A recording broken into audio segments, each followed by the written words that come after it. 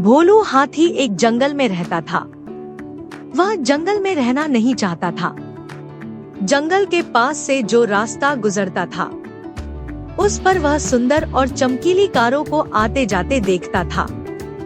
उसका बहुत मन करता था कि उसके पास भी एक कार होनी चाहिए। एक दिन वह जंगल के पास वाले रोड के पास एक जगह खड़ा था। तभी पास ही में एक कार आकर रुकती है। कार में दो लोग सवार थे। उनकी गाड़ी खराब हो जाती है। गाड़ी को खोलकर ठीक करने की कोशिश करते हैं, लेकिन वह ठीक नहीं हो पाती। तभी उन्हें एक हाथी नजर आता है। वह उसे देखकर डर जाते हैं, लेकिन तभी भोलू उनके सामने आ जाता है। वह धीरे धीरे चलकर पूरी गाड़ी को चारों ओर से देखता है। फिर वह उन दोनों को उसमें बैठने के लिए इशारा करता है।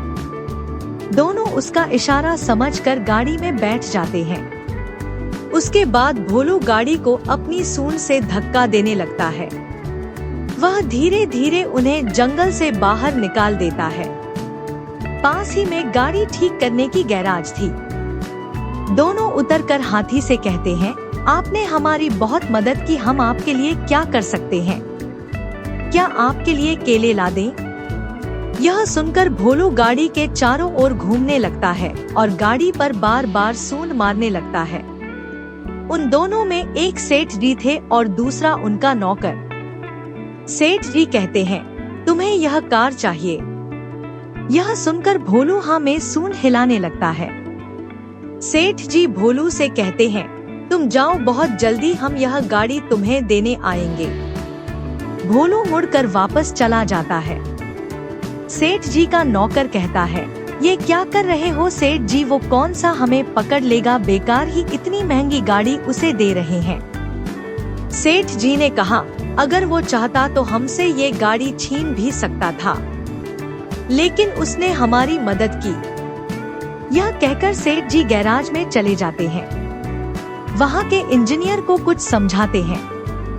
इसी तरह कई दिन बीत जाते हैं। एक दिन भोलू नदी के किनारे पानी पी रहा था।